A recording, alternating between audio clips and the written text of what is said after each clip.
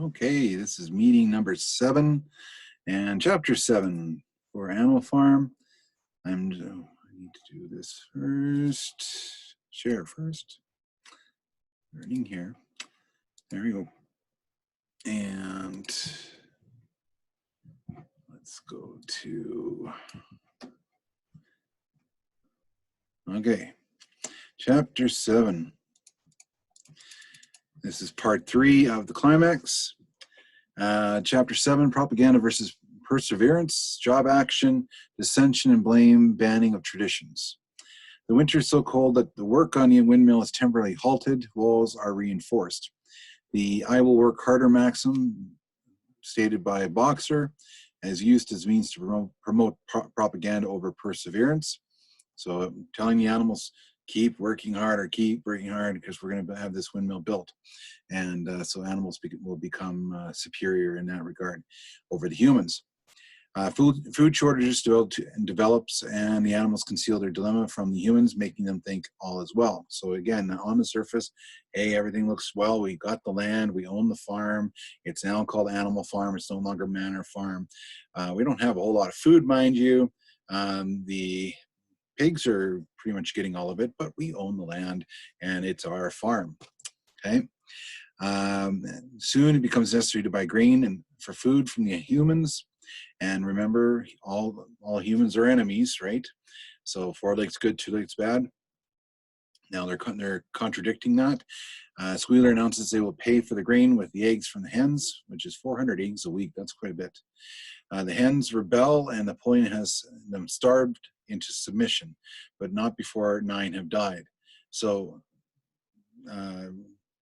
by starving them, they finally give up or give in, I should say, and so Napoleon gets his way, and the eggs are used to purchase the items. The snowball is blamed again for the hardships being experienced. So again, create fear and dissent, saying everything that they're experiencing, the starvation and things like that, it's all Snowball's fault. Okay, is that true? Well, we have plenty of examples that says it's not, but again, if you don't ask any questions, you don't look back and validate and find the references in the text, you probably would believe everything that Napoleon is saying.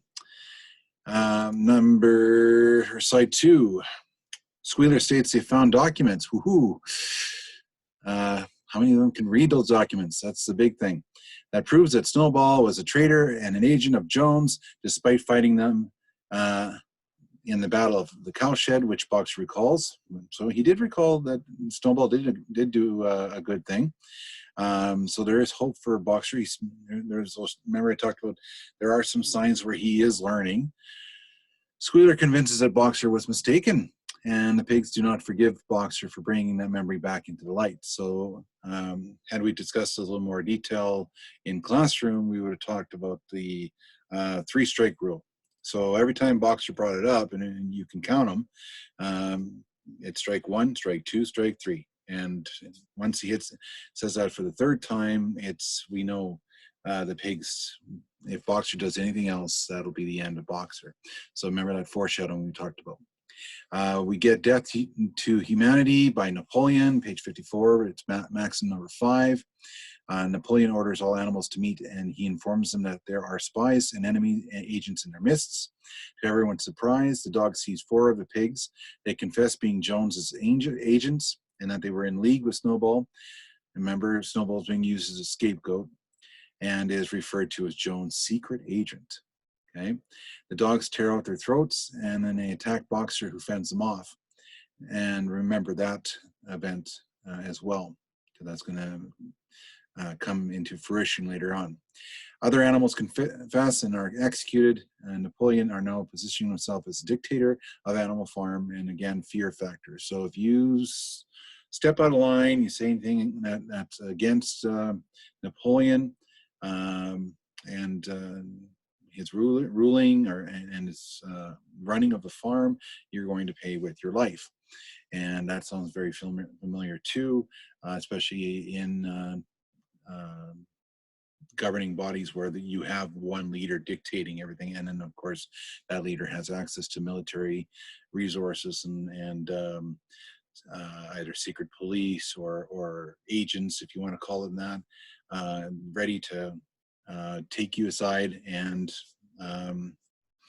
either you pay with your life or maybe your family's affected because you are going against what everyone else is supposed to believe. So is there, if the sky is green, it's green according to this dictator, and if you think it's blue and you speak it too loudly, you may pay with your life, or your family might pay for it as well. So if you look at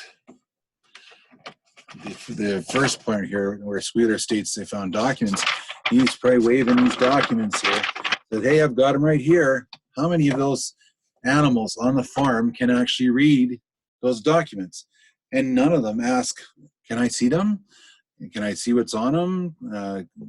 Give some time to review them, and then so on and so forth. No, there's nothing. So the animals take it as it is.